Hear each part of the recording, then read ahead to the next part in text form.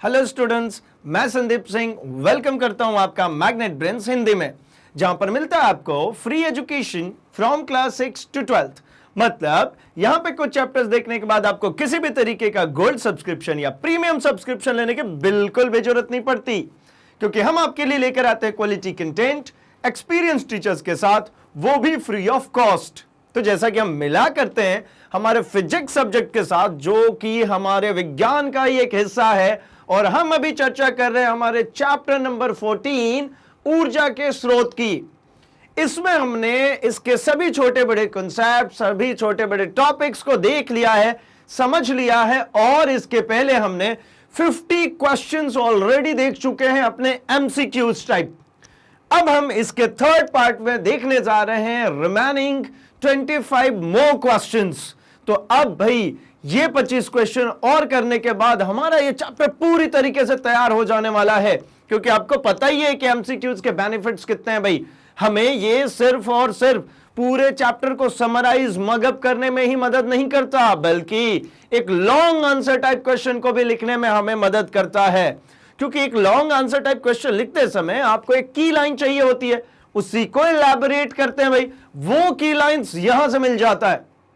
मतलब ये बहुत ही इंपॉर्टेंट सा सेशन होने वाला है, बड़ा इंटरेस्टिंग सा सेशन होने वाला है, क्योंकि जैसे ही क्वेश्चन फ्लैश होता है आप उसके आंसर अपने कमेंट सेक्शन में लिखते हैं, जिससे हम दोनों को बेनिफिट होता है। आपको ये कि आपको चैप्टर कितना आ चुका है ये पता चलता है, और हमें ये पता चलता है कि आपके लिए अब किस प्रकार की और तैयारी करानी है।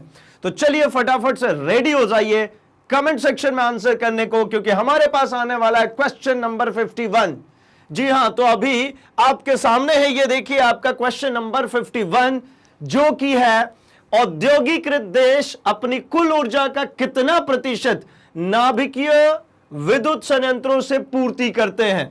जो औद्योगिकृत देश का मतलब क्या होता है भाई, वैसे देश जहां पे बहुत ज्यादा इंडस्ट्रियलाइजेशन है, वैसी कंट्रीज को बहुत ज्यादा ही इलेक्ट्रिसिटी चाहिए होता है।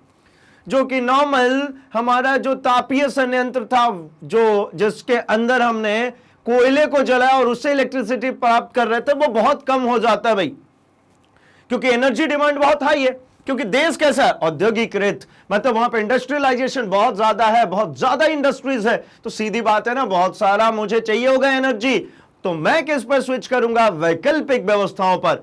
और वैकल्पिक व्यवस्था कौन सी है भाई, तो नाभिकीय विद्युत संयंत्र। तो ऑलमोस्ट वहां पे ऐसी कंट्रीज में 30% हम जो विद्युत के लिए डिपेंडेंट है वो है नाभिकीय संयंत्रों पे। जैसे ऐसे कौन से देश होंगे भाई, तो जैसे जापान, ठीक है ना, ये ऐसी कंट्री है जहां पर सबसे ज्यादा यूटिलाइज की जाती है नाभिकीय विद्युत संयंत्र। न्यूक्लियर पावर प्लांट से हम वहां पे इलेक्ट्रिसिटी फुलफिल करते हैं भाई। चलिए, तो इसका आंसर क्या हो गया, क। अगर आपने क लगाया बिल्कुल सही है भाई। बढ़ते हैं अपने क्वेश्चन नंबर 52 की तरफ, और आप करिए जल्दी से इसको अपने कमेंट सेक्शन में आंसर। सीएनजी का पूरा नाम क्या है जी, सीएनजी। सीएनजी नाम से क्लियर है, कंप्रेस्ड नेचुरल गैस। अभी आज के समय में ये एक वैकल्पिक ऊर्जा स्रोत के तौर पे देखी जा रही है, क्योंकि जो हमारे फ्यूल्स थी, जो हम जीवाश्म ईंधन से जो फ्यूल लेकर के आ रहे थे, पेट्रोलियम से जो फ्यूल ले रहे थे, पेट्रोल और डीजल, वो बहुत ज्यादा ही महंगा होता चला जा रहा है ड्यू टू स्टोरेज। बहुत कम मात्रा में हमारे पास उसका स्टॉक है। कम मात्रा में स्टॉक होगा, आपूर्ति ज्यादा करनी होगी, तो भाई वो चीज महंगी होगी। डिमांड ज्यादा है, सप्लाई कम है, तो महंगी होगी। तो इसलिए हम दूसरी तरफ बढ़ रहे हैं, वैकल्पिक की तरफ। तो व्हीकल्स को चलाने के लिए सबसे ज्यादा इंपॉर्टेंट होता था भाई पेट्रोल और डीजल। वहां पे अब लेकर के आ गया सीएनजी को, कंप्रेस्ड नेचुरल गैस को। इसकी वजह से एक बेनिफिट तो ये हो रहा है कि भाई हमारे पर्यावरण में जो प्रदूषण फैला रहा था पेट्रोलियम पदार्थ, उसके कंपैरिजन में प्रदूषण कम हो गया। और दूसरा, इसकी उपलब्धता अभी अवेलेबल है, ये बहुत है अभी हमारे पास, तो इसका सप्लाई बरकरार है, इसलिए इसकी कॉस्टिंग भी कम आती है। तो दो बेनिफिट समझ में आते हैं। नाम से क्लियर था सीएनजी, तो ऑप्शन क्या हो जाएगा इसका, ग बिल्कुल इसका करेक्ट ऑप्शन है भाई। बढ़ते हैं अब अपने नेक्स्ट क्वेश्चन की तरफ, और आप आंसर कीजिए जल्दी से। सौर पैनलों का उपयोग कहां होता है। जो सोलार पैनल्स हैं उनका यूज कहां करते हैं भाई? सामान्य ऊर्जा प्राप्ति के लिए, मुख्य ऊर्जा स्रोत रूप में, अधिक ऊर्जा प्राप्ति के लिए, कोई भी ऊर्जा प्राप्त करने के लिए नहीं। भाई ये तो गड़बड़ है ना, कोई भी ऊर्जा नहीं प्राप्त करनी होती तो मैं यूज ही क्यों करता? अधिक ऊर्जा प्राप्ति के लिए देखिए सोलर पैनल जो हैं वो ऐसे नहीं है जिनसे बहुत ज्यादा, मतलब आपकी मर्जी के अकॉर्डिंगली उससे ज्यादा कंडक्शन होने लगेगा, क्योंकि एक सोलर सेल से मात्र 0.7 वोल्ट ही हमें मिल पाता है, ठीक है ना। अब मुझे उससे ज्यादा चाहिए तो भाई एक सेल से पॉसिबल नहीं है, पैनल्स बनाने पड़ते हैं, तो सोलर पैनल बनाते हैं वहां पे। अर्थात ये जो ऊर्जा स्रोत है ये मुख्य ऊर्जा स्रोत के रूप में हम देखते हैं।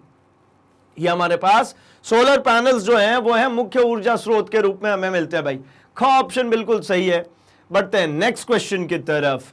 E इक्वल्स टू mc², इस सूत्र को किसने प्रतिपादित किया था, किसने दिया था भाई? E इक्वल्स टू mc², जल्दी से कमेंट कीजिए। आपको पता होगा कि भाई ये बहुत ही फेमस इक्वेशन है, बहुत सारे ऐसे एड्स बने, बहुत सारे ऐसे इमेजेस चलती है, बहुत सारी जगहों पे आपने ये इक्वेशन देखा है भाई। आप साइंस से रिलेट नहीं भी करते तो भी ऐसी इमेजेस की बहुत सारी भरमार है, बहुत सारी जगहों पर देखने को मिलती है, क्योंकि एक बहुत ही महान शख्सियत है इनमें जिन्होंने इसको दिया था। कौन है भाई वो? Albert Einstein. अल्बर्ट आइंस्टाइन ने एनर्जी मास इक्वेशन दी थी जिसको कहते हैं E इक्वल्स टू mc²। यहां पर E मतलब है एनर्जी से, जो यहां पर E है, इस E का मतलब है भाई ये E है एनर्जी, एंड अगर यहीं पे बात करते हैं M को, तो यहां पर जो M है ये है मास, और जो C है, ठीक है, ये हो जाएगा हमारा क्या भाई? ये है हमारा मास, और जो C है ये है स्पीड ऑफ लाइट, ठीक है, ये प्रकाश की चाल। और इसको अगर कहें मास को तो ये क्या होता है भाई? ये द्रव्यमान है हमारा। एंड सिमिलरली ये जो हमारा है एनर्जी, मतलब ये हमारा क्या है? ऊर्जा। इनके बीच में रिलेशनशिप एस्टैब्लिश करी थी अल्बर्ट आइंस्टाइन ने, इसलिए बहुत फेमस भी इक्वेशन है भाई ये E इक्वल्स टू mc²। चलिए आगे बढ़ता हूं मैं अपने नेक्स्ट क्वेश्चन की तरफ। अगला क्वेश्चन है हमारे पास, धूप में रखे सौर सेल से कितना वॉट विद्युत उत्पन्न होता है? ठीक है, अभी जस्ट डिस्कस किया हमने कि धूप में एक सौर सेल रखेंगे तो कितना उससे निकलेगा भाई, हमारे पास कितने वॉट उससे निकलेगी विद्युत। तो ये हमें अवेलेबल होती है मात्र 0.7 वॉट। 1 वॉट भी नहीं होता एक से, ठीक है ना, मात्र 0.7 वॉट हमको मिलती है भाई एनर्जी। तो ये हो जाएगा इसका आंसर क 0.7 वॉट। चलिए भाई इसी तरीके से बढ़ते हैं अपने अगले क्वेश्चन की तरफ। अगला क्वेश्चन कह रहा है सौर स्थिरांक का मान कितना होता है लगभग? सौर स्थिरांक क्या है भाई? तो सौर स्थिरांक की पहले तो बात कर ली जाए। हम सौर स्थिरांक के रूप में यह कहना चाहते हैं कि सूर्य द्वारा, अगर यहां पे सूर्य के द्वारा देखा जाए ऊर्जा प्राप्ति कितने पर भाई? तो ये हमारे जमीन पर 1/1 का मतलब 1 मीटर चौड़ाई 1 मीटर लंबाई का अगर एक वर्ग ले लूं मैं, ये भी 1 मीटर है, ये भी 1 मीटर है, तो यहां से क्या मिलेगा भाई? यहां से सनलाइट आएगी, ये सनलाइट हमारे इस पे आकर के पड़ेगी, तो ये सनलाइट जो इसके ऊपर पड़ेगी ये ऊर्जा उत्पन्न करेगी। कितनी ऊर्जा? ये 1 मीटर बाई 1 मीटर की जगह में हमें देखने को मिल रही है, इसी को कहते हैं हम सौर स्थिरांक। ठीक है, इस 1 मीटर बाई 1 मीटर के जगह में सूर्य के द्वारा जितनी ऊर्जा लाई जाती है उसी को कहते हैं सौर स्थिरांक, और इसकी जो वैल्यू होती है वो होती है 1.4 किलोवाट आवर पर स्क्वायर मीटर। ठीक है, ये कितने आ गए इस पे? 1.4 किलोवाट आवर, मतलब इतना किलोवाट 1 घंटे में आती है भाई। कितने पे? पर स्क्वायर मीटर, मतलब 1 स्क्वायर मीटर अगर एरिया होगा तो इतनी ऊर्जा हमको मिलती है। ख आंसर बिल्कुल करेक्ट आंसर है। ये स्थिरांक क्यों कह रहे हैं? क्योंकि 1 मीटर बाई 1 मीटर का जो लैंड है उस पर इतनी मिल रही है, तो अगला 1 मीटर बाई 1 मीटर का भी लैंड होगा तो उस पर इतनी ही मिलेगी भाई। मतलब हर जगह जो एनर्जी मिलती है सेम मिलने वाली है, ठीक है ना, कांस्टेंट रहने वाली। इसीलिए हम यहां पे एक और वर्ड यूज करें, लगभग। क्या होता है, जरूरी नहीं है हर जगह का टेरेन एक जैसा ही हो, तो थोड़ा बहुत वेरिएशन आता है, लेकिन ये एक एवरेज वैल्यू है, एक लगभग वैल्यू कह सकते हैं, अप्रॉक्सीमेट वैल्यू कह सकते हैं इसको। चलिए भाई बढ़ते हम अपने अगले क्वेश्चन की तरफ। क्वेश्चन नंबर 56, भूतापीय ऊर्जा पर आधारित विद्युत संयंत्र निम्न में से किन स्थानों पर कार्य कर रहे हैं? भूतापीय, ठीक है ना, भूतापीय का मतलब क्या था भाई? तो हमारी जो पृथ्वी है, इस पूरी पृथ्वी के अंदर, हमारी पृथ्वी के अंदर बहुत सारे जगहों पे जहां पर वोल्केनोज इरप्शन होते हैं, ज्वालामुखी विस्फोट होते हैं, वहां पे इस भूपर्पट्टी के थोड़ा सा ही नीचे, बहुत ज्यादा नीचे नहीं, थोड़ा बहुत नीचे ही अगर आप जाते हैं तो लिक्विड फॉर्म में, मोल्टन स्टेट में यहां पर लावा और मैग्मा अवेलेबल होता है, ठीक है ना। यहां पे लावा, मैग्मा, ये सब क्या है भाई? मेटल से बेसिकली ये मोल्टन स्टेट में, द्रवित अवस्था में होती है। एक धातु अगर पिघली हुई अवस्था में है, इसका मतलब आप समझते हैं तापमान कितना ज्यादा होगा। वहां पर क्या करते हैं कि हम इस हीट को यूटिलाइज करने की कोशिश करते हैं, इसके अंदर हम भेजते हैं पानी, उसको बनाते हैं स्टीम। क्यों भाई? अगर यहां पानी आएगा, यहां पे हीट है, तो ये क्या करेगा? उसको स्टीम में तब्दील कर देगा, और उस स्टीम के जरिए चलाते हैं टरबाइन। अगर हम उसमें टरबाइन चलाते हैं तो हमें उससे इलेक्ट्रिसिटी मिलती है। लेकिन मैंने आपको कह दिया कि यहां पे ये मोल्टन स्टेट में होना चाहिए, और ये भूपर्पट्टी से बहुत ज्यादा नीचे नहीं। मतलब ऐसे कौन सी कंट्रीज होगी भाई? तो इंडिया तो एटलीस्ट नहीं है, हमारे यहां ज्वालामुखी विस्फोट नहीं होता भाई। तो कौन सी कंट्रीज? तो ऐसी कंट्रीज है, देखिए ये खत्म, इंग्लैंड भी नहीं है, वैसे भी वो कोल्ड कंट्री है इंग्लैंड, तो है ना, संभव नहीं है भाई। ये अरब और ये भी नहीं है, ठीक है ना, ये डेजर्ट वाला पूरा इलाका है, ठीक है। तो है कौन सा भाई? तो ये है न्यूजीलैंड, संयुक्त राज्य अमेरिका, ठीक है ना। न्यूजीलैंड में और संयुक्त राज्य अमेरिका में ये हमको देखने को मिलती है। अर्थात इसका जो आंसर होना चाहिए वो होगा भाई घ। बिल्कुल करेक्ट है। अगर आपने भी घ आंसर लगाया तो बिल्कुल सही लगा रहे भाई। अब बढ़ते हैं हम अपने अगले क्वेश्चन की तरफ। हमारा अगला क्वेश्चन है आप 57, पृथ्वी के किसी क्षेत्र में प्रतिदिन प्राप्त होने वाली सौर ऊर्जा का औसत परिणाम प्राप्त है। कितना औसत परिमाण है भाई? पृथ्वी से किसी भी क्षेत्र में रोज प्राप्त होने वाली जो सौर ऊर्जा है उसका परिमाण कितना है? तो रोज जो प्राप्त होगी हमें सूर्य ऊर्जा से, वो मिलती है हमें 10 से 15 किलोवाट आवर पर स्क्वायर मीटर। इसका मतलब क्या था भाई? हमें 1.4 किलोवाट आवर पर स्क्वायर मीटर में मिल रहा था। तो औसतन धूप रहेगी कितनी देर? तो औसतन धूप हम कह लेते हैं कि मुश्किल से 8-1 घंटे के आसपास रह पाती है, ठीक है ना। तो औसत रूप से अगर 8-1 घंटे, 8 से 10 कह लीजिए, तो ये करीब करीब 10 से 15 किलोवाट आवर पर स्क्वायर मीटर हो जाएगा, है ना। ये टोटल वैल्यू है कि एक दिन में कितनी हमको सोलर एनर्जी प्राप्त हो जाएगी। तो ये मेरा कांस्टेंट ऐसे से मल्टीप्लाई करके बनाया है, तो कितना हो जाएगा? 10 से 15 किलोवाट आवर पर स्क्वायर मीटर। नेक्स्ट क्वेश्चन की बात करते हैं। शारीरिक कार्यों को करने के लिए किस प्रकार के ऊर्जा का उपयोग किया जाता है? हम जो कार्य करते हैं हमें किस प्रकार की ऊर्जा का उपयोग करना होता है भाई? कौन सी ऊर्जा है जो हमें कार्य करने के लिए प्रेरित करती है? क्या वो रासायनिक ऊर्जा है, क्या वो विद्युत ऊर्जा है, क्या वो पेशीय ऊर्जा है, या फिर सोलार एनर्जी है? तो भाई जो हमें डायरेक्टली काम करने के लिए जो इस्तेमाल होती है जो ऊर्जा, वो ऊर्जा है हमारी पेशीय ऊर्जा। हमारी जो मांसपेशियों द्वारा ऊर्जा उत्पन्न किया जाता है वो है ऊर्जा जिसके कारण हम कोई काम करते हैं भाई। तो मतलब हमारा इसका आंसर कौन सा हो जाएगा? ग, पेशीय ऊर्जा। बिल्कुल सही बात है भाई। बढ़ते हम अपने अगले क्वेश्चन की तरफ। क्वेश्चन नंबर 59 क्वेश्चन कह रहा है, किसी नाभिकीय विखंडन में कुल ऊर्जा का परिमाण होता है। अगर कहीं नाभिकीय विखंडन हो रहा है तो भाई नाभिकीय विखंडन जैसा कि हमें ज्ञात है कि अगर एक भारी नाभिक है, ये टूट करके दो हल्के नाभिकों में तब्दील हो जाता है, ठीक है। जैसे विखंडन का काम है तो हम यहां पर यूज करते हैं यूरेनियम 235 का। ये एक भारी नाभिक है, ये टूट करके दो हल्के नाभिकों का जब निर्माण करता है, तो इस निर्माण के अधीन जब इस समय जब ये निर्माण हो रहा है तब यहां पर रिलीज होती है भाई एनर्जी। यहां पर क्या रिलीज होगी? यहां मिलती है हमको ऊर्जा। वो पूछना चाह रहे हैं कि ये ऊर्जा कितनी होती है, ये जो ऊर्जा मिल रही है ऊर्जा कितनी होगी? तो जब कभी नाभिकीय विखंडन किया जाता है तो वहां से मिलने वाली जो ऊर्जा होती है वो तकरीबन 200 मेगा इलेक्ट्रॉन वोल्ट होती है। ये क्या लिखा है भाई, 200 मेगा इलेक्ट्रॉन वोल्ट है। ये मेगा इलेक्ट्रॉन वोल्ट, यह है 200 मेगा इलेक्ट्रॉन वोल्ट की एनर्जी हमको मिलती है भाई। चलिए, तो हमारा 59th भी हो गया बिल्कुल करेक्ट।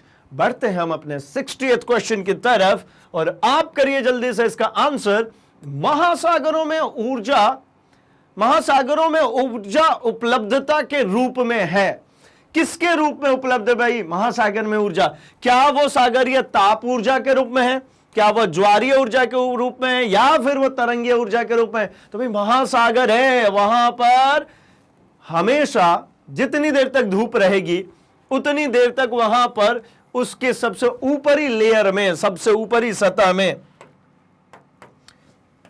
ये है महासागर की ऊपरी सतह। तो इस ऊपरी सतह पर भाई क्या होगा, यहां पर अगर सूरज है तो सूरज की रोशनी परमानेंटली पड़ती रहेगी। भाई यहां थोड़ी पेड़ पौधे कुछ उगाएंगे कि छाया हो जाएगा और यहां पर सूर्य की रोशनी नहीं पहुंच पाएगी। यहां पर हमेशा ही सूर्य की रोशनी मिलती रहेगी और ये जो सूरज की रोशनी यहां पे मिलेगी वो क्या करेगी भाई, तो ऊपरी सतह को कर देती है गर्म। यहां पर इसको मिलता है हीट, ये ऊपरी सतह होने लगता है गर्म। मतलब महासागर की जो तापीय ऊर्जा है ये भी यूटिलाइज हो सकती है। ठीक है, हम इसको इस्तेमाल करने के लिए क्या करते हैं यूज, हम OTEC का इस्तेमाल करते हैं जिसके जरिए हम यहां की हीट को यूटिलाइज कर सकते हैं। ठीक है ना, चलिए आगे बात करते हैं। अगर इसकी बात भी कर लें तो यह है ओशन थर्मल एनर्जी कंजर्वेशन।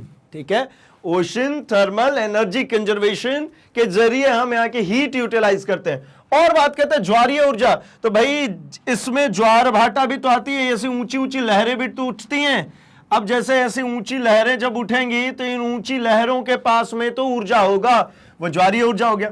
तरंगीय ऊर्जा, जो नॉर्मली तरंग जो चल रही है इसके द्वारा जो ऊर्जा उत्पन्न होती है उसको तरंगीय ऊर्जा कहते हैं। अर्थात अगर देखूं तो उपरोक्त में सभी ये तीनों ही जो ऑप्शन थे, ये तीनों के तीनों ऑप्शन हमारे महासागरों से मिलने वाली ऊर्जा के रूप में है। अर्थात ये ऑप्शन हमारा जो डी है ये बिल्कुल करेक्ट हो जाएगा। चलिए भाई, बिल्कुल सही है हमारा डी आंसर। हम बढ़ते हैं अपने नेक्स्ट क्वेश्चन, क्वेश्चन नंबर 61 की तरफ। डेनमार्क को कहा जाता है, डेनमार्क एक ऐसी कंट्री है जहां पर मैक्सिमम टाइम पे हवाओं का जो बहाव है वो मैक्सिमम टाइम पे यहां पे हवाओं का जो बहाव है वो रहता है 15 to 20 किलोमीटर पर आवर। ये स्पीड रहती है भाई डेनमार्क में।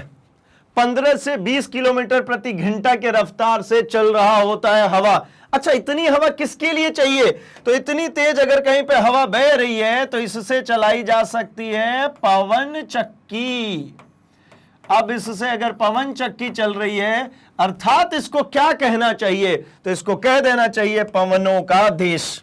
क्या कहना चाहिए भाई इसको, पवनों का देश। क्योंकि हमें पवन चक्की चलाने के लिए तकरीबन 15 से 20 किलोमीटर प्रति घंटा के रफ्तार से चलती हवाएं चाहिए।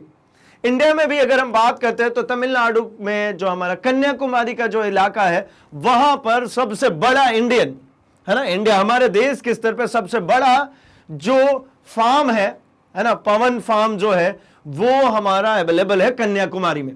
उसके अलावा हमारे कंट्रीज में बहुत सारी जगहों पर है, बट ये लगातार इतने की तेज की हवाएं बहती हुई मिल जाए ये संभव नहीं है। तो इसलिए जो कन्याकुमारी है आपको पता है कि वो हमारे इंडिया के मैप के अकॉर्डिंगली कहां पर अवेलेबल है भाई, तो नीचे की तरफ अवेलेबल है जहां पे चारों तरफ से समुद्र है। तो वहां से लहरों की वजह से हवाएं बहती रहती हैं, टेम्परेचर डिफरेंस होने के कारण वहां हवाएं बहती रहती हैं, तो वहां पर ये हमें मिल जाता है। लेकिन यहां बात कर रहे हैं डेनमार्क की, तो डेनमार्क में करीब करीब वहां का 10% टोटल एनर्जी कंजम्पशन कंप्लीट किया जाता है किससे भाई, ये नहीं पवन चक्कियों के जरिए, विंड मिल्स के जरिए। तो इसलिए उसको क्या कहते हैं हम, पवनों का देश कहते हैं भाई। ग ऑप्शन बिल्कुल करेक्ट ऑप्शन है। चलिए आगे बढ़ते हैं हम 62 क्वेश्चन। क्वेश्चन नंबर 62 कह रहे हैं गर्म जल प्राप्त करने के लिए हम सौर जल तापक का उपयोग किस दिन नहीं कर सकते। यह तो बड़ा ही सिंपल सा क्वेश्चन हो गया भाई। कौन सा ऐसा दिन है जिस दिन गर्म जल प्राप्त करने के लिए हम सौर जल तापक का उपयोग नहीं कर सकते। अच्छा, ये सौर जल तापक, इसका सिंप्लीफाइड नाम बताऊं, ये आपको हिंदी में थोड़ा सा टिपिकल लग रहा है, इंग्लिश वर्ड आपने बहुत ज्यादा इसको सुना है कॉमनली। ये क्या है भाई? इसको कहते हैं भैया सोलार हीटर। क्या बोलते हैं इसको? Solar heater. सोलार हीटर कैसा अरेंजमेंट है? तो आपने देखा होगा कि एक इस तरीके के पैनल के ऊपर काले काले कलर के इस तरीके के पाइप्स लगे होते हैं, ऐसे ऐसे पाइप्स ज्वाइन होते हैं, और इसमें से एक तरफ से इनलेट होता है क्या भाई? ठंडा पानी, और एक तरफ से मिल जाता है, मुझे इधर साइड से मिल जाता है क्या? गर्म पानी। ठीक है ना? तो ये होता क्या है? तो इसके ऊपर सूर्य की रोशनी पड़ेगी, यहां पे क्या होना है? यहां पे सूरज की रोशनी पड़ेगी। सूरज की रोशनी पड़ने के कारण ये इसके ऊपर सूरज की रोशनी पड़ रही है और ये काले रंग का है, तो ये क्या होना शुरू हो जाएगा? गर्म। मतलब हमारे पानी को गर्म कर देगा। यहां से मैंने भेजा था कैसा? कोल्ड वाटर, यहां से मुझे मिल गया हॉट वाटर। तो भाई ये कब इस्तेमाल नहीं कर सकते? इसका मेन कारक कौन था? ये तो आपके घर में लगा ही रहेगा। कौन है जो हट सकता है? तो आप कहेंगे भैया अगर ये हट गए, इनको हटा दिए तो बात खत्म हो गई भाई, ये लाइट वाइट कुछ नहीं आएगी। अब जब नहीं आएगी तो इसको इस्तेमाल कर ही नहीं सकते। मतलब क्या है? किस दिन नहीं कर सकते? धूप वाले दिन, बादलों वाले दिन, वायु वाले दिन, या गर्म दिन। तो भाई जिस दिन बादल होंगे, थिंक इसका आंसर क्या होना चाहिए भाई? जिस दिन बादल होंगे, बादल जिस दिन होंगे उस दिन इसका इस्तेमाल नहीं किया जा सकता। भाई बादल अवेलेबल है तो कहां से सनलाइट मिलेगी? सनलाइट नहीं मिलेगी, मतलब इसका इस्तेमाल नहीं किया जा सकता। चलिए, बिल्कुल सही आंसर है आपका भाई। 63rd क्वेश्चन पे पहुंचते हैं। ये कह रहे हैं जैव गैस एक उत्तम ईंधन है और इसमें कितने प्रतिशत मीथेन है?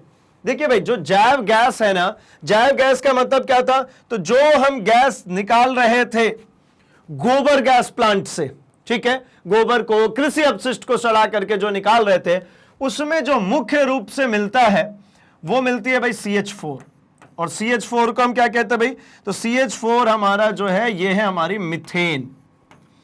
और इसको अगर जलाते हैं तो इसमें सबसे ज्यादा कैलोरीफिक वैल्यू है भाई हमारे पास अवेलेबिलिटी में, करीब करीब 150 किलो जूल अवेलेबल है।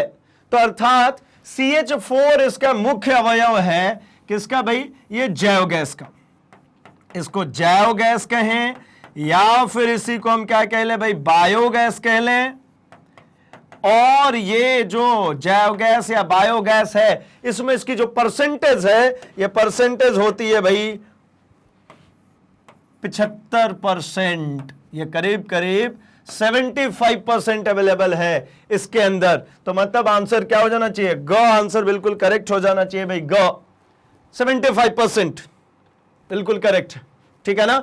मुख्य अवयव के तौर पे ये मिलता है हमें उसमें, इसी के कारण वो इतना ज्यादा एफिशिएंट गैस मानी जाती है। नहीं तो हम उपले नहीं जलाते क्या? नॉर्मली उपले जलाते, उससे भी तो हीट मिल रही थी।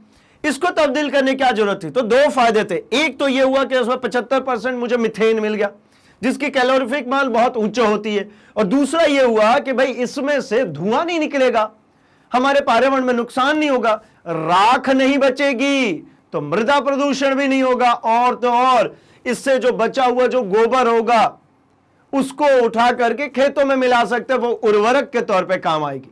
ठीक, चलिए बढ़ते हैं अगले क्वेश्चन पे। 64th क्वेश्चन, ईंधन के रूप में उपलों का उपयोग किया जाता है जो एक जैव मात्रा है के जलने पर क्या होता है भाई? भाई सीधी बात, क्या ये कम धुआं निकालती है? हो ही नहीं सकता भाई। अगर उपले जलते कितना सारा तो धुआं इकट्ठा होता है। प्रदूषण मुक्त नहीं, प्रदूषण युक्त है भाई। काफी धुआं निकलता है, बिल्कुल काफी धुआं निकलता है। इनमें से कोई, इसका तो कॉलम ही खत्म हो गया जब हमें सही आंसर मिल गया। तो मतलब क्या हो जाएगा भाई? ग इज द करेक्ट आंसर। ठीक है, काफी मात्रा में धुआं निकलता है। ठीक, चलिए आगे बढ़ते हैं हम 65th क्वेश्चन पे। जैव गैस एक अच्छा ईंधन है और इसकी तापमान क्षमता, जैव गैस जो है ये एक बहुत अच्छा ईंधन है, इसकी तापमान क्षमता कितनी होगी? तो अभी जस्ट डिस्कस किया था कि जैव गैस में जो हमें मिलता है वो क्या मिलता है भाई? यहां पे मिलता है हमको CH4, कितना मिलता है? तो तकरीबन हमने कहा कि मिलता है भाई ये 75%। अब 75% कहीं पे मीथेन मिले और इसकी मान कैसी होती है भाई? ये उच्च कैलोरीफिक मान है। इसका जो कैलोरीफिक मान है ये कैसा है? उच्च कैलोरीफिक मान। अब उच्च कैलोरीफिक है, इसका मतलब क्या होगा? ये अच्छा स्रोत है, अच्छा ऊर्जा का स्रोत है। मतलब इसका जो तापन क्षमता जो होगी वो कैसी होगी भाई? तो इसकी तापन क्षमता उच्च होगी, ठीक है ना? इसकी तापन क्षमता जो होगी वो उच्च है। तो चलिए भैया बढ़ते हैं अपने अगले क्वेश्चन की तरफ। हमारा जो नेक्स्ट क्वेश्चन है, क्वेश्चन नंबर 66, वो क्या कह रहा है भाई? तो ये कह रहे हैं जब बहुत संख्या में सौर सेलों को संयोजित करते हैं तो यह व्यवस्था क्या कहलाती है? जैसा कि हमको पता चला ना कि हमारा जो सौर सेल है, अगर एक सौर सेल की मैं बात करूं तो कुछ इस तरीके से होता है कि ये हमारी पूरी पैनल, और इस पैनल के ऊपर बहुत सारे इस तरीके से अरेंजमेंट ब्लैक ब्लैक कलर का आपको देखने को मिलता है। कुछ इस प्रकार से ये अरेंज्ड होते हैं। सिमिलरली ऐसे पूरा ये भरा हुआ होगा, है ना? ऐसे सीरीज में इस तरीके से अरेंज्ड होते हैं। तो ये सभी क्या कहलाते हैं भाई? ये इंडिविजुअल एक कहलाता है सोलर सेल। और इसकी क्षमता कितनी हमने पढ़ी? तो अभी हमने देखा था 0.7 वॉट, तकरीबन इतना ये एनर्जी यूटिलाइज कर पाता है, ठीक, एक सौर सेल। तो ये बाकी के लिए अगर बात करते हैं तो भाई सिर्फ 0.7 वोल्ट से तो कुछ नहीं हो रहा, तो मुझे बहुत सारी करंट चाहिए, बहुत सारा पावर चाहिए। तो ऐसे ऐसे बहुत सारे सेलों को ऐसे संयोजित करना शुरू कर देते हैं, और जब इनको इस तरीके से संयोजित करते हैं तो इस व्यवस्था का जो नाम है, इसको कहते हैं हम सोलर पैनल। क्या कहते हैं भाई इसको? ये हमारा सोलर पैनल, ठीक है ना? बहुत सारी चीज यूज होगी तो पैनल कहलाएगी भाई, ठीक। आंसर देखते हैं। सोलर पैनल, सोलर कुकर, सौर ऊर्जा, इनमें से कोई नहीं, पहला ही ऑप्शन दिख गया, सोलर पैनल। ये पैनल है ना, ये बोर्ड, ठीक है, जिसके ऊपर बहुत सारे सोलर सेल्स को हमने अरेंज किया हुआ है। चलिए भाई, तो ये भी आपका आंसर सही है। तो बढ़ते हैं हम अपने नेक्स्ट क्वेश्चन, क्वेश्चन नंबर 67 की तरफ। यह है हमारा, ग्रीन हाउस गैसों का सबसे ज्यादा उत्सर्जन किससे होता है? ग्रीन हाउस जो गैसेस हैं वो इनमें से कहां से मिलता है सबसे ज्यादा? जीवाश्म से, बायोगैस से, सीएनजी से, या इनमें से कोई नहीं? तो ग्रीन हाउस गैस जो है, जिनमें से मुख्य रूप से की हम बात करें तो कार्बन डाइऑक्साइड। अब कार्बन डाइऑक्साइड इनमें से जलने से किससे सबसे ज्यादा मिलेगा? यहां पे ध्यान से अगर देखेंगे तो ये ज्यादा की बात करें, ज्यादा कहां मिलेगा? मिलने को तो भाई बायोगैस जला रहे हैं और सीएनजी जला रहे हैं, यहां से मिले, लेकिन बहुत कम। ज्यादा मात्रा में किससे भाई? जीवाश्म ईंधन से। क्यों? जीवाश्म ईंधन का मुख्य फॉर्म ही जो है वो क्या है? कार्बन। जीवाश्म ईंधन का जो मुख्य अवयव है वही है कार्बन। क्योंकि जीवाश्म ईंधन किसको कहते हैं भाई? तो जीवाश्म ईंधन आप कहेंगे, हम कहते हैं कोयला। इसके बाद अगर हम बात करते हैं जीवाश्म ईंधन और किसको कहेंगे, तो कोयला के अलावे है हमारे पास पेट्रोलियम्स। अब और अगर हम बात करें तो कोयला हो गया, पेट्रोलियम हो गया, इसमें सब में देखेंगे तो कार्बन है। यानी जो सबसे ज्यादा जो ग्रीन हाउस गैसेस रिलीज करेगा वो है हमारा जीवाश्म ईंधन। हमारा क ऑप्शन बिल्कुल करेक्ट ऑप्शन है। चलिए भाई, हम बढ़ते हैं अपने नेक्स्ट क्वेश्चन की तरफ, क्वेश्चन नंबर 67 की तरफ। सॉरी, क्वेश्चन नंबर 67 डन हो चुका भाई। क्वेश्चन नंबर 68 की तरफ बढ़ते हैं हम। निम्नलिखित में से किसमें ऊर्जा का स्रोत नाभिकीय संलयन अभिक्रिया है? ये जो यहां पर दिए गए हैं, इन सभी में जो ऊर्जा का जो स्रोत है, जहां से इनको ऊर्जा मिलती है, उनमें से नाभिकीय संलयन किसका स्रोत है भाई? क्या तारों के, सूर्य और तारे दोनों के? ना तो सूर्य ना तारा, केवल सूर्य। तो पहले तो एक बात कर ले कि भाई जो हमारा सूर्य है वो भी एक तरीके का तारा है। सूर्य भी क्या है भाई? ये भी एक तरीके का क्या है? तारा। और सूर्य हो या तारा, इन दोनों जगहों पर होता यही है कि दो छोटे हाइड्रोजन के नाभिक मिलकर के एक बड़ा नाभिक, किसका नाभिक भाई? एक हीलियम का नाभिक बनाते हैं। यहां पर हाइड्रोजन, यहां पर हाइड्रोजन, ठीक है, ड्यूटेरियम एंड टाइट्रियम टाइप्स ये मिलते हैं भाई, और किसका निर्माण कर लेते हैं? तो एक हीलियम के नाभिक का निर्माण करते हैं। मतलब क्या हो रहा है यहां पे? यहां हो रहा है नाभिकीय संलयन, और इस संलयन की प्रक्रिया में यहां से मुझे मिलती है बहुत सारी हीट, बहुत सारी ऊर्जा। इसी ऊर्जा की यहां पर बात कर रहे हैं कि यहां पे जो ऊर्जा मिलती है, जो यहां पे ऊर्जा मिलेगी, उसका क्या स्रोत है? मतलब इनके ऊर्जा के स्रोत नाभिकीय संलयन है। किन किन में? केवल तारे में, सूर्य तारे दोनों। तो हमने अभी बात कर ली कि सूर्य भी एक तारा है, अर्थात सूर्य में भी और तारे में भी, अर्थात ख option is the correct option. यह बिल्कुल सही है भाई, ठीक है।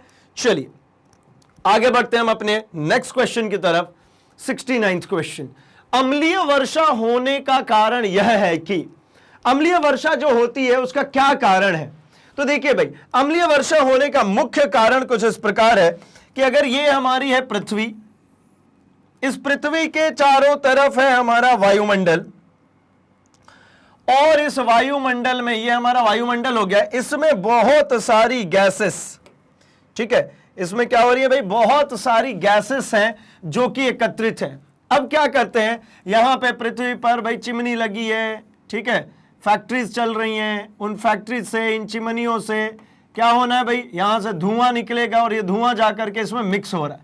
अब ये धुआं जा करके जब मिक्स होगा इसमें, तो ये धुआं क्या कॉज कराएगा भाई, तो यहां पर ये धुआं, ये सॉलिड पार्टिकल्स ये जाकर के वायुमंडल में मिक्स हो जाएंगे। अब ये मिक्स हो गए हमारे वायुमंडल में। अब जिस समय बारिश होनी होती है, जिस समय बनते हैं क्लाउड्स, ये बन गया हमारा क्लाउड भाई। अब बारिश होनी है, अब बारिश होगी तो क्या होगा, तो यहां से जो बारिश की बूंदें आएंगी, उन बूंदों के साथ में, ये बारिश की बूंदें यहां पे बनी, ये आ रही है, ये बारिश की बूंदें बन रही हैं और ये आ रही हैं, तो ये बारिश की बूंदों के साथ में ये सॉलिड पार्टिकल्स करते हैं रिएक्ट, और इस रिएक्शन के साथ में ये बूंदें आकर के गिरती है पृथ्वी पर, और जहां कहीं भी गिरती है भाई पृथ्वी पर, इसी को कहते हैं एसिड रेन। ये क्या क्या करा सकती है, भूमि बंजर करा देती है, अगर स्किन पे गिर जाए तो डिजीज होने शुरू हो जाते हैं। कहते हैं ना कि जब पहली बारिश होती है तो नहीं नहाना चाहिए, क्यों? क्योंकि वायुमंडल में बहुत सारा प्रदूषण मिक्स है भाई, और इसमें जब पानी के बूंद पड़ेगी तो उन प्रदूषण के साथ में, उनके साथ में मिक्स होगी, रिएक्ट करेगी, और रिएक्शन के बाद क्या बना लेगी, ये जो बूंदे जो दिख रही है ना, ये सभी बूंदे एसिड की हैं, इन्हीं को कहते हैं एसिड, एसिडिक है ना। ये कैसी बूंदे हो चुकी है भाई, एसिडिक बूंदे हो चुकी हैं। तो ये एसिड रेन इसीलिए कहते हैं, इसकी वजह से बहुत सारे ऐसे इमारतें हैं, बिल्डिंग्स हैं जो खराब हो रही। जैसे एग्जांपल के लिए अपन नाम ले लेते हैं भाई ताजमहल। ताजमहल का जो संगमरमर था वो बिल्कुल व्हाइट था, लेकिन एसिड रेन होने की वजह से वो येलोइश होना शुरू हो रहा है, क्योंकि वो दिल्ली के पास में है और उसके पास में बहुत ज्यादा ही प्रदूषण है, इंडस्ट्रियलाइजेशन बहुत ज्यादा है, कृषि के जरिए वहां पे बहुत सारा प्रदूषण होता है, वहां एसिड रेन होने की प्रबल संभावनाएं हैं। तो होता क्या है, जरा इनकी बात करते हैं, इनका होने का कारण क्या है, ये क्यों हो रहा था एसिड रेन? सूर्य वायुमंडल की ऊपरी परतों को तप्त करना आरंभ करता है ना भी, इसके तापमान, सनलाइट का कहीं पे हमने अभी नहीं समझा। जीवाश्मी ईंधनों के जलने पर वायुमंडल में कार्बन, नाइट्रोजन व सल्फर के ऑक्साइड मुक्त होते हैं। बिल्कुल, ये जीवाश्मी ईंधन जो जलता है, ये जो फैक्ट्री से जल करके जो धुआं जा रहा था, इसके साथ में जो चीज मिल रही थी वो क्या है भाई, कार्बन है, नाइट्रोजन है, सल्फर के ऑक्साइड्स हैं, ये सब दिक्कत कर रहे हैं। अच्छा अगला, बादलों के घर्षण कारण विद्युत आवेश, नहीं, इसके कारण जो विद्युत आवेश होते हैं, जब बादल जो है ये घर्षण करते हैं, वहां पे जो विद्युत आवेश होते हैं उसकी वजह से बिजली गिरती है भाई, तड़ित आघात जो होता है, थंडर स्ट्रॉम जो आता है, ठीक। तो ये चीज नहीं है। पृथ्वी के वायुमंडल में अम्ल होते हैं, नहीं, पृथ्वी के वायुमंडल में अम्ल पहले से ही नहीं है भाई कि ये अम्ल वर्षा हो जाएगी। पृथ्वी का वायुमंडल तो अपने आप, हमारी प्रकृति बहुत ज्यादा प्योर है, अपने आप को खुद को रेक्टिफाई करती रहती है, लेकिन हम इसके अंदर मिला रहे थे क्या, ये प्रदूषण कौन से हम मिला रहे थे, कार्बन, नाइट्रोजन, सल्फर के ऑक्साइड्स, ये करवा रही थी एसिड रेन। तो मतलब आंसर कौन सा सही हो जाना चाहिए भाई, आंसर हमारा सही हो जाना चाहिए ख बिल्कुल करेक्ट आंसर है भाई, ठीक। चलिए बढ़ते हम अपने अगले क्वेश्चन की तरफ, क्वेश्चन नंबर 70 की तरफ। सौर ऊर्जा को विद्युत ऊर्जा में परिवर्तित कौन करता है? सौर ऊर्जा है उसको विद्युत ऊर्जा में चेंज करना है, कौन चेंज कर सकता है भाई? क्या सौर ऊष्मक कर सकता है, सौर कुकर कर सकता है, सोलर सेल या विद्युत मोटर? तो सीधी सिंपल सी बात है, ये जो परिवर्तन करेगा वो कर सकता है कौन? Solar cell. क्योंकि सोलर सेल का मुख्य रूप से काम क्या था भाई? तो सोलर सेल का मुख्य रूप से काम यह था कि इसके ऊपर, अगर ये एक सोलर सेल है, इसके ऊपर सनलाइट पड़ेगा, सनलाइट पड़ने की वजह से इसमें से मुझे विद्युत धारा मिल जाएगी, ठीक है, क्या मिल जाएगी भाई? विद्युत धारा, ठीक। तो ये है हमारा कि सौर ऊर्जा को विद्युत ऊर्जा में जो परिवर्तित करता है वो है सोलार सेल। और यह परिवर्तन होता किस प्रकार से भाई, तो हम इसके लिए थोड़ा सा समझते हैं कि हम एक फोटो सेंसिटिव मटेरियल लेते हैं। ये रही एक फोटो सेंसिटिव मटेरियल, इसके ऊपर क्या पड़ेगा भाई, तो इसके ऊपर आ गया सनलाइट, इसके ऊपर आ गई सनलाइट। तो ये रहे सूरज, यहां से मिल रही है हमें लाइट। अभी अगर लाइट हमें यहां से मिल रही है तो ये रोशनी जैसे ही इसके ऊपर आके आपतित होगी, यहां से इसके जो इलेक्ट्रॉन्स होंगे वो इलेक्ट्रॉन्स अपने सतह को छोड़ करके बाहर निकलना शुरू हो जाते हैं। ये इलेक्ट्रॉन्स यहां से अपनी सतह को छोड़ करके बाहर निकलेंगे। क्यों निकल रहे हैं, क्योंकि यहां से मिल रही है सूर्य ऊर्जा। अगर इसके ऊपर एक एनोड लगा दिया जाए, यहां पे क्या लगा दें, एक एनोड, एक ऐसी गुंबद जो पॉजिटिवली चार्ज हो, ये इलेक्ट्रॉन्स है तो नेगेटिवली चार्ज है, ठीक है ना। तो ये क्या करेंगे भाई, ये पूरे इलेक्ट्रॉन्स जा करके इसके पास मिल जाएंगे, यहां आकर के इलेक्ट्रॉन्स इससे मिलने लगे। जैसे ही ये जाकर के मिलेंगे इससे, अगर मैं इसके बाहर क्षेत्र में एक तार के जरिए इन दोनों का अगर मैं ज्वाइन कर देता हूं, ठीक है, मैंने इनको ज्वाइन कर दिया, तो अंदर की तरफ ये आवेश प्रवाह दिख रहा है भाई, इलेक्ट्रॉन यहां से यहां जा रहे हैं। तो बाहर साइड से क्या होने लगा, यहां पे विद्युत धारा प्रवाहित होने लगेगी, इस पूरे सर्किट में से विद्युत धारा मिलेगी। इसी को कहते हैं हम प्रकाश का, इसको कहते हैं हम प्रकाश का विद्युत प्रभाव। इसी पर बेस्ड, यह प्रकाश का विद्युत प्रभाव, इसी के ऊपर बेस्ड होता है हमारा क्या, सोलर सेल। इसी अरेंजमेंट को सोलर सेल कहते हैं। जो सोलर पैनल पे वो काले काले रंग का जो लगा है ना, वो यही है बेसिकली। ये हमारा फोटो सेंसिटिव मटेरियल कहलाता, मतलब इसके ऊपर प्रकाश पड़ेगा तो इलेक्ट्रॉनों का उत्सर्जन करेगा, ठीक है ना। तो आंसर क्या है भाई, इसका आंसर है इसका ग, सोलार सेल। चलिए आगे बढ़ते हैं हम अपने क्वेश्चन नंबर 71 पे। निम्न में से कौन ऊर्जा खनिज है, ऊर्जा के इनमें से कौन सा स्रोत है जो खनिज है, मतलब खोद करके निकाला जाता है, जमीन के अंदर से मिलती है। तो भाई जीवाश्मी ईंधन जो बहुत पहले दब गए थे, कौन, ये हमारा ईंधन नहीं, ये ईंधन नहीं, ये भी ईंधन नहीं, कोयला। भाई वो चूना पत्थर है, वो ईंधन तो है नहीं, और चूना पत्थर जनरली पहाड़ियों के रूप में उपलब्ध है, तो ये तो होना नहीं है। बलुआ पत्थर जस्ट था, ये ईंधन नहीं है। ईंधन एकमात्र कौन था, तो ईंधन एकमात्र था कोयला, यानी घ इज द करेक्ट आंसर, ठीक है ना। आगे बढ़ता हूं मैं अपने नेक्स्ट क्वेश्चन की तरफ। क्वेश्चन नंबर 72, नाभिकीय विखंडन को संयंत्रित या नाभिकीय विखंडन को नियंत्रित करने में प्रयुक्त तो होता है। देखिए भाई, नाभिकीय विखंडन जो हो रहा है, जहां पे हमने ये समझा है कि एक भारी नाभिक, ये एक भारी नाभिक ये टूट करके दो हल्के नाभिकों का निर्माण करता है। तो ये टूटा और टूट करके दो हल्के नाभिक का निर्माण किया, एक नाभिक ये हो गया और एक नाभिक ये हो गया।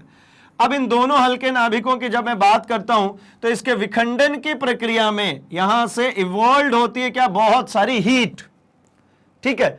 अब क्या होता है, जनरली हम यूरेनियम की बात करें तो यूरेनियम जब टूटता है तो टूटने के बाद में वो बनाता है तीन हल्के नाभिक।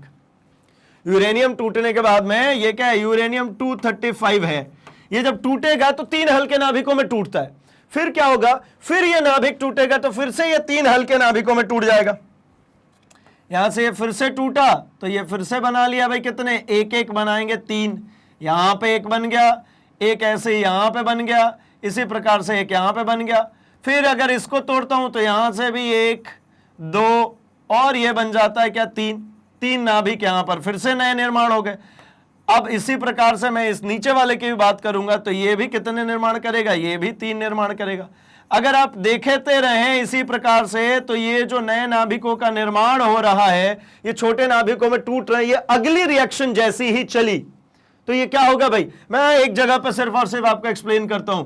ये देखिए 1 2 3, यहां पे 3, अगर इसी प्रकार से बनाएगा तो ये भी बनाएगा अपने 3, यानी हर एक बार टूटेगा तो ये नए 3 का निर्माण करेगा। अभी देखिए कितनी बड़ी, कितनी लंबी चौड़ी सी ये रिएक्शन होती चली जाएगी। अर्थात ऐसा मैं कहूं कि ये तो अनकंट्रोल्ड रिएक्शन है भाई। तो इसको कंट्रोल करने के लिए क्या करें, तो इनको कंट्रोल करने के लिए हम इस्तेमाल करते हैं कैडमियम, ठीक है। क्या इस्तेमाल करते हैं भाई, कैडमियम, कैडमियम की छड़ को इस्तेमाल किया जाता है। अब कैडमियम छड़ का गुण क्या है कि अगर यहां पे कैडमियम की छड़ में इस्तेमाल करूं सी सपोज अगर मैंने यहां पे लगा दिया भाई कैडमियम का रॉड, ये क्या है कैडमियम, तो इस कैडमियम के पास में ये गुण है कि यहां से जो चल के आ रहा है हमारा ये नया नाभिक, इसका इस नाभिक को ये अपने अंदर समाहित कर लेगा, अवशोषित कर लेगा, खत्म कर देगा। यानी अब इसके बाद यहां पे कोई रिएक्शन नहीं, ऐसे ही यहां पे लगा दूं तो रिएक्शन खत्म। लेकिन हम क्या काम करते हैं, हमें अगर कंट्रोल्ड कराना है तो हम जैसे यहां से 3 निकले थे ना, इन तीनों में से जैसे स्लो रिएक्शन कराना हो तो हम इन दोनों को क्या कर लेते हैं, इन दोनों को कैडमियम में ब्लॉक कर देते हैं। ये दोनों रॉड्स किस में आकर के, दोनों आकर किस में खत्म हो गए भाई, दोनों कैडमियम में आकर खत्म हो गई, सिर्फ एक बचा। फिर एक के 3 टुकड़े हुए तो फिर से इसको क्या किया, कैडमियम के रॉड में ले आकर के इनको अवशोषित करा दिया, ये खत्म हो गया। फिर ये एक बचा, इसके फिर से ये 2 को कैडमियम की रॉड में खत्म करा देंगे। तो ये देखिए ये सब तो खत्म ही हो चुके हैं, ये पूरा खत्म हो चुका है, ये एक रिएक्शन चल रही है, एक सिंगल सिंगल सिंगल सिंगल। तो ये करता है भाई, इसी को कहते हैं नाभिकीय विखंडन का नियंत्रण करना। ये जो चीज चल रही है यही नाभिकीय विखंडन का क्या है, नियंत्रण है। किसके जरिए किया था, कैडमियम की रॉड के जरिए किया था। लोहे की छड़, स्टील की छड़, एल्यूमिनियम की छड़, ये सब नहीं करते भाई, कैडमियम है इसके लिए जो इसको अवशोषित कर सकता है। ठीक, चलिए आगे बढ़ता हूं मैं अपने अगले क्वेश्चन की तरफ, क्वेश्चन नंबर 73 की तरफ। प्राचीन काल में उष्मीय ऊर्जा का सबसे अधिक समान स्रोत कौन था? जब पहले के समय से परंपरागत ढंग से जब पहले लोग इस्तेमाल करते थे ऊर्जा का, तो कौन सी सबसे इजीली अवेलेबल थी? क्या सबसे पहले घास, लकड़ी, पवन, बहता जल? भाई सबसे पहले अगर ऊर्जा के रूप में, उष्मीय ऊर्जा के रूप में, ठीक है ना, उष्मीय ऊर्जा का मतलब जिससे जलावन के लिए जिसको इस्तेमाल करते थे, जिससे हीट प्रोड्यूस करते थे, वो काफी समय से हम जंगलों के ऊपर निर्भर थे या हम जंगल में ही रहते थे, तो भाई हमारे लिए लकड़ी की उपलब्धता आसान थी। तो हमने क्या इस्तेमाल किया, सबसे ज्यादा लकड़ी। आंसर ख बिल्कुल करेक्ट होगा। ठीक है, बढ़ते हैं अपने नेक्स्ट क्वेश्चन, क्वेश्चन नंबर 74। कार्य करने की क्षमता को क्या कहते हैं?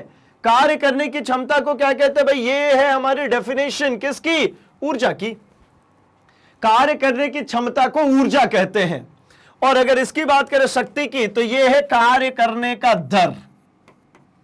कार्य करने का ये क्या हो जाएगा भाई, दर हो जाएगा।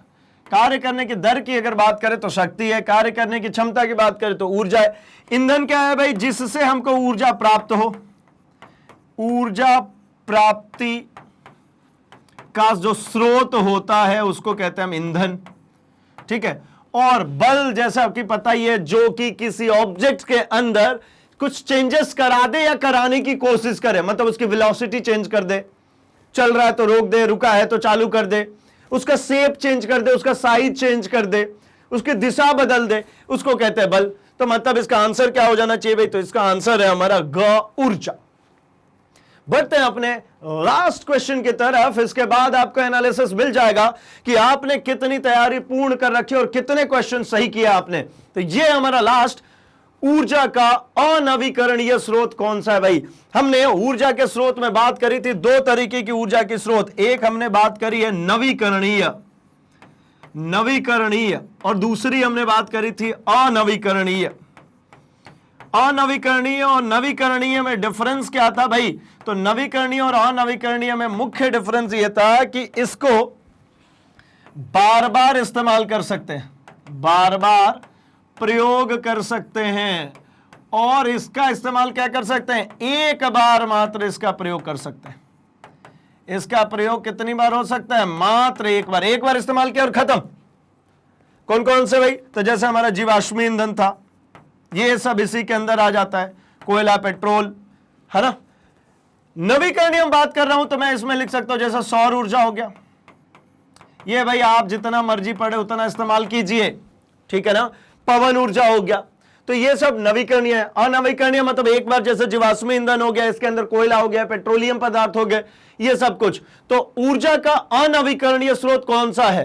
पवन नवीकरणीय है भाई, सूर्य नवीकरणीय, बहता जल ये भी नवीकरणीय है। बहते जल को भी भाई हमारा जो चक्रीय प्रक्रम है, जिसमें हमारा जो पानी जो बह रहा है सूर्य की ऊर्जा के कारण स्टीम में कन्वर्ट होता है, जलवाष्प में बदलता है, बादल बनाता है, फिर बारिश होती है, फिर बहता जल मिल जाता है। मतलब ये पूरी हमारी एक जल चक्र है। तो मतलब ये भी हमारा कैसा हो गया? नवीकरणीय। अनवीकरणीय क्या है भाई? तो अनवीकरणीय कोयला, एक बार जलाया आपने कोयले को, बात खत्म। बार बार आप कोयले को इस्तेमाल नहीं कर सकते हैं। एक बार जलाया आपने और खत्म हो गई।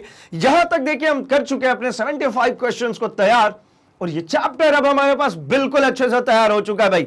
तो अब बाकी के कोर्स कंटेंट्स के लिए क्या करेंगे, तो आप अपने सर्च बॉक्स में लिखेंगे magnetbrains.com। आपके सामने कुछ इस तरीके से एक पेज ओपन होगा जहां पर आप अपने टॉप कोर्सेज को एक्सप्लोर कर सकते हो, क्योंकि यही है आपका India's number 100% free online educational platform, जहां पर मिल जाता है आपको सब कुछ फ्री। अगर आप सीबीएसई इंग्लिश मीडियम से हैं, सीबीएसई हिंदी मीडियम से, spoken English, NTSC, olympiad, NEET, IIT, JEE, UPSC, JAIIB, CAIIB की प्रिपरेशन करना चाहते हैं, आप टैप कीजिए, बस आपके सभी कोर्स कंटेंट अरेंज्ड फॉर्मेट में मिलेंगे। जैसे कि आपने सीबीएसई हिंदी मीडियम को क्लिक किया, आपके सभी क्लासेस ओपन हो गए। अपने क्लास को टैप किया, आपके सभी सब्जेक्ट्स ओपन हो गए। आप अपने सब्जेक्ट को टैप कीजिए, इसके बाद आपके सभी चैप्टर्स ओपन हो जाते हैं, जहां पर एक ही चैप्टर के फोल्डर के अंदर उस चैप्टर से रिलेटेड उसके concept videos, NCERT solutions, numericals, previous year questions, MCQs और भी बहुत कुछ देखने को मिल जाता है भाई। आप इसको टैप करेंगे, आपका वीडियो कुछ इस प्रकार से प्ले होता है, जिसको कहीं पर भी आप पॉज कर सकते हैं, स्क्रीनशॉट ले सकते हैं, नोट्स बना सकते हैं, और सबसे अच्छी बात, यहीं से नेक्स्ट वीडियो करके आप अपने अगले वीडियो पर जा सकते हैं। मतलब भटकने की बिल्कुल भी जरूरत नहीं है, क्योंकि हम लेकर के आते हैं आपके लिए क्वालिटी कंटेंट।